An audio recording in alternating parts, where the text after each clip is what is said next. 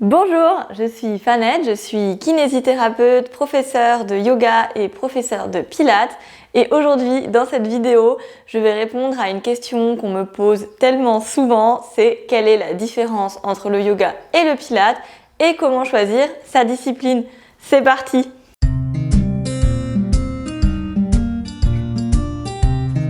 Alors tout d'abord, on va commencer par définir les deux disciplines afin de bien savoir de quoi on parle. Donc d'un côté, on a le Pilate qui a été inventé par Joseph Pilate au XXe siècle. De base, le Pilate, ça a vraiment un but thérapeutique. Donc c'est une discipline qui a été inventée par Monsieur Pilate en prison quand il devait prendre soin des blessés et les refaire bouger de manière sécuritaire. Donc c'est là où il a inventé sa méthode et ensuite il l'a perfectionnée avec les danseurs du ballet de New York qui venaient dans son studio pour leur rééducation après des blessures. Donc le Pilate s'intéresse vraiment au corporel, au physique.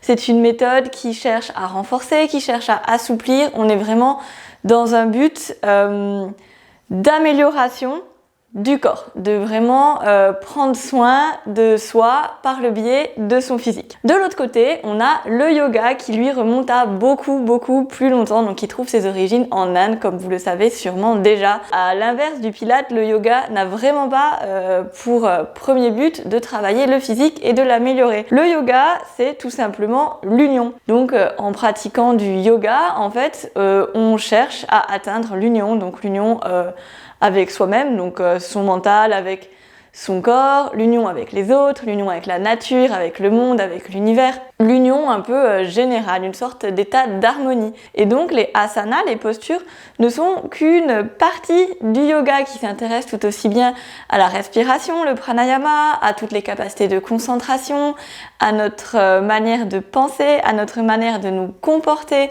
notre manière d'être avec les autres, tout ce qui est les capacités de méditation, de relaxation, jusqu'à l'alimentation.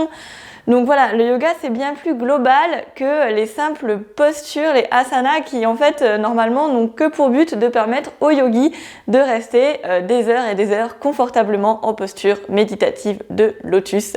Donc si on résume, on a le Pilate qui a vraiment un but corporel, un but thérapeutique, un but de santé physique qui passe bien sûr par le mental. On est quand même dans une discipline corps-esprit avec la respiration, la concentration, tout ça. Mais vraiment, Pilate, but physique. Et le yoga qui a vraiment plus un but d'harmonie entre le corps et l'esprit et qui va vraiment travailler sur tous les aspects de notre vie. Être un yogi à 100%, c'est une vraie manière de vivre et ce n'est pas juste aller dans un cours 1 heure par semaine ou pratiquer des postures où on met les pieds derrière la tête. Alors concrètement, comment ça se passe un cours de Pilate, un cours de yoga? Quelles sont les différences concrètes?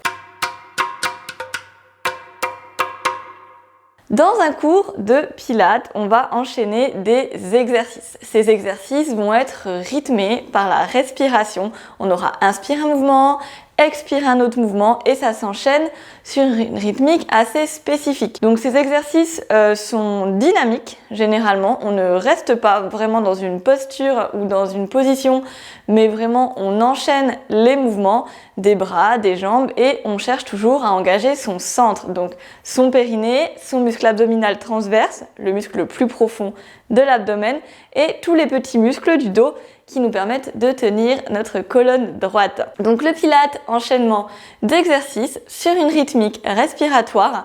On aura des mouvements qui vont chercher par exemple à renforcer la chaîne antérieure, donc par exemple le one leg stretch, le seesaw. On aura des mouvements qui vont chercher à renforcer la chaîne postérieure, le mouvement du bridge, des mouvements pour la mobilité, one leg circle ou encore le rolling like a ball. On aura des mouvements qui vont être plutôt dans quelque chose de dynamique avec du rebond, avec du mouvement assez rapide, une vélocité, comme par exemple le cygne ou encore une fois le rolling like a ball, le crabe. Et ces mouvements dynamiques vont travailler nos fascias et leur capacité élastique. Un cours de yoga, ça va être, donc moi je vous parle des yogas un peu classiques qu'on voit en Occident, donc Hatha Yoga, Vinyasa Yoga, ce sont les deux types de yoga que j'enseigne. Le yoga, ça va être un enchaînement d'asana, donc de postures. Ces postures vont être plus ou moins tenues dans le temps, donc on va essayer de chercher une progression pour s'installer dans la posture et ensuite on va la vivre, donc on va y rester, on va la faire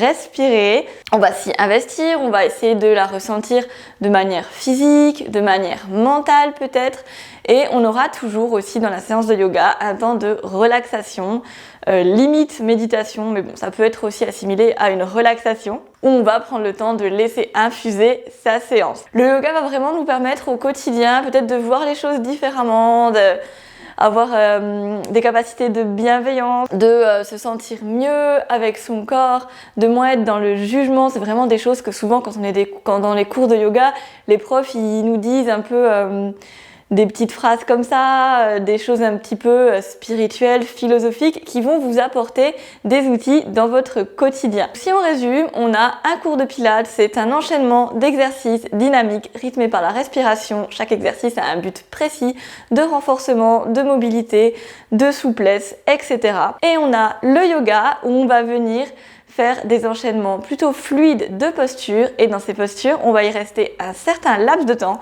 On cherchera à l'investir à la fois physiquement et mentalement, et on terminera par une relaxation méditation. Alors maintenant qu'on sait tout ça, vous allez me dire comment je choisis ma discipline. Donc moi je vais vous répondre tout simplement mélanger les deux, parce que je trouve que les bénéfices de l'un complètent les bénéfices de l'autre, et vice versa. On peut trouver dans le Pilates des choses qu'on ne trouve pas dans le yoga, et bien évidemment on inverse. Le Pilates, ça va vraiment être intéressant pour vous gainer, pour vous renforcer de manière profonde, pour vous étirer, pour apprendre à être dans une maîtrise du corps. Donc de base le Pilates, Joseph Pilates l'avait appelé la contrology, donc c'est vraiment une méthode où on cherche le contrôle.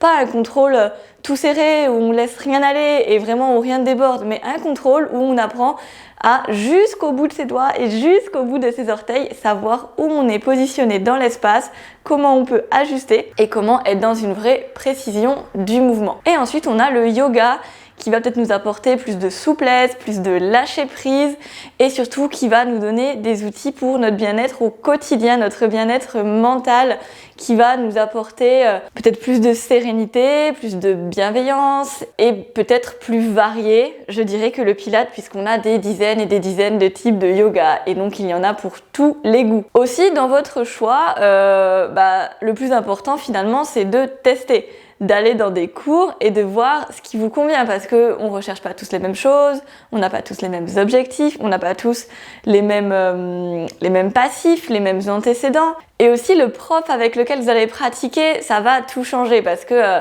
on n'est pas chacun 100% Pilates ou 100% yoga. Moi par exemple dans mes cours de Pilates je mets un petit peu de mouvement de yoga, et dans mes cours de yoga je mets un petit peu de mouvement de Pilates. Chaque professeur est influencé par son histoire personnelle, par ses formations, par ses rencontres, par ses voyages, par ses lectures. Donc chacun va apporter sa voix, sa manière de corriger, sa rythmique dans la séance, ses techniques, sa respiration, sa philosophie de vie. Trouvez le cours qui vous convient avec la bonne personne.